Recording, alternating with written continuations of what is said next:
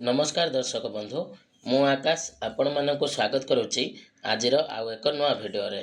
तो आपण माने समस्ते जानिथिबे जे केंद्र सरकार तरफ जो पीएम किसान योजना जो कृषक मानक प्रत्येक वर्ष केंद्र सरकार तरफ 3टी किस्ती मोट 6000 टंकार आर्थिक सहायता राशि प्रदान करा जाय थाए। तो प्रत्येक किस्ती जो कृषक माने पीएम किसान योजना रे रजिस्ट्रेशन करिथांती तो सेमानंको प्रत्येक किस्ती 2,000 टंका हिसाब रे मोट 3टी किस्ती 6000 टंका प्रदान करा जाय थाए।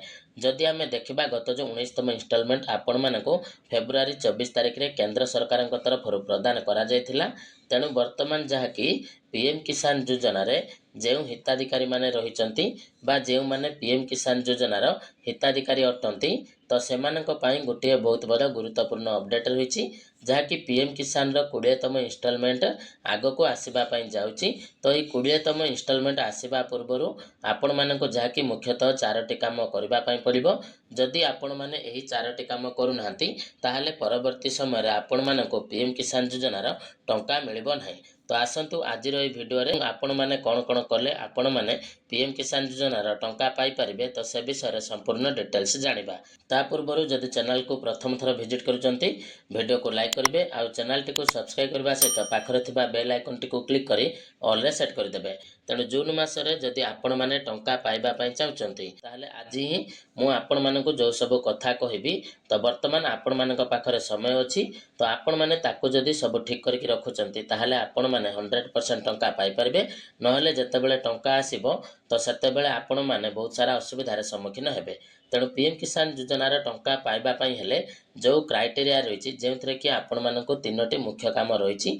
प्रथम कामटी हूँ आपण मानकर ई-केवाईसी जहाँकि पीएम किसान पोर्टाल रे क्लियर होकर रही दरकार अर्थात ई-केवाईसी टी एठी मैंडेटरी अच्छी। 2 नंबर आपण मानकर रही जोटा कि लैंड सेटिंग। तो यही प्रोब्लेम टी बहुत जनकर होता है जेहेतु लैंड सेटिंग पाई बहुत सारा हिताधिकारी को टंका आसी न थाए। एवं 3 नंबर जोटा कि रही डीबीटी। तो डीबीटी जो मानकर एक्टिवेट न थाए तो टंका आसिला बेले मध्य आपण मानको विभिन्न समय असुविधार सम्मुखीन होबाको पड़िथाए। एवं 4 नंबर जोटा कि रही जोटा कि नुआ करके जो माने आवेदन करिथिबे तो जो माने पीएम किसान रे नुआ आवेदन करबा पई चाहउचंती तो सेमानकर नुआ आवेदन वर्तमान जहाँकि पोर्टाल रे हे पारु नै। कारण जतेबेले आपण माने पोर्टाल रे नुआ रजिस्ट्रेशन करिवे तो एठी आपण मानको फार्मर आईडी जोटा कि फार्मर रजिस्ट्रेशन जदि आपण माने करि नांती ताले से क्षेत्र रे आपण माने एठी जाकी पीएम किसान रे नुआ रजिस्ट्रेशन करि पारिबे नै। तेणु ओडिसा रे जो माने नुआ कृषक रहिचंती तो से माने पीएम किसान रो सहायता राशि पाइबा पई हेले तो सरकारकर नियम अनुसार जदि आपण माने सीएम किसान रे आवेदन करिसंती बा सीएम किसान जदि आपण मानकर अप्रूव हे कि टंका आसीची ताले ऑटोमेटिक जाके आपण मानकर सेटा पीएम किसान रे कन्वर्ट हे पारिबो अर्थात आपण माने पीएम किसान रो मध्ये टंका पाई परिबे। किंतु जदि आपण माने सीएम किसान रे आवेदन करिसंती एवं पीएम किसान रे आवेदन करबा पई चाहउचंती ताले न्यू रजिस्ट्रेशन आपण माने करि परिबे।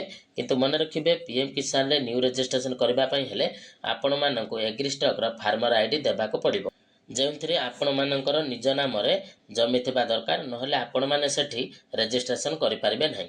तो सबुठारु इंपोर्टेंट कथा जोटा मु आपण मानको कहबा पई चाहूची जोटा कि पीएम किसान रे आपण माने जदि टंका पाइबा पई चाहउचंती ताहले आपण मानको सर्वप्रथम पीएम किसान रो स्टेटस चेक करबा को पड़िबो। तेणु आपण मानको कोन करबा पई पड़िबो ना निजर रजिस्ट्रेशन नंबर बाहर करबा पई पड़िबो।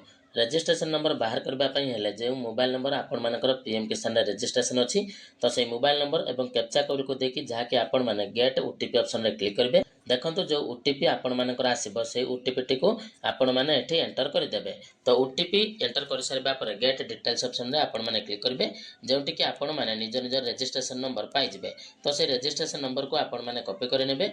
रजिस्ट्रेशन नंबर को कॉपी कर सारिबा पर न्यू ईयर स्टेटस ऑप्शन को आपण माने पुनी थरा आसीबे एवं ता ऊपर क्लिक करि नेबे। तो न्यू ईयर स्टेटस ऑप्शन रे क्लिक कला परे एठी आपण माने निज निज रजिस्ट्रेशन नंबर को देबे एवं जो कैप्चा कोड रहिछि तो से कैप्चा कोड को आपण माने भलो भाबरे एंटर कर देबे एवं कैप्चा कोड को एंटर कर सारबा परे पुनी थरा गेट ओटीपी ऑप्शन रे क्लिक करबे। आपण माने जे मोबाइल रे निज निजर ई-केवाईसी करिथिबे तो सेही नंबर को आपण मानकर पुनी थरा ओटीपी जिवो। तो देखंतु ओटीपी वर्तमान जाकी मोबाइल नंबर को आसी गला तो सेही ओटीपी टी को मु एठी आउ थरा एंटर कर नेउछि। तो ओटीपी एंटर कर सारिबा परे गेट डाटा ऑप्शन रे क्लिक करिवे। तो तापर संपूर्ण डिटेल्स एठी आपण मानकर आसीजिवो जेमिति कि लास्ट पेमेंट आपण माने केबे पाइथिले देखंतु 24 तारिख रे आपण मानकर लास्ट पेमेंट आसीथिला एवं जोटा कि आपण मानकर एलिजिबल स्टेटस एठी देखौथिबो एई स्टेटस रे आपण मानकर सब डिटेल्स ठीक थिबा दरकार जेमिति कि लैंड सेटिंग यस थिबा दरकार केवाईसी यस थिबा दरकार एवं आधार बैंक अकाउंट सेटिंग जहा कि आपण मानकर यस थिबा दरकार।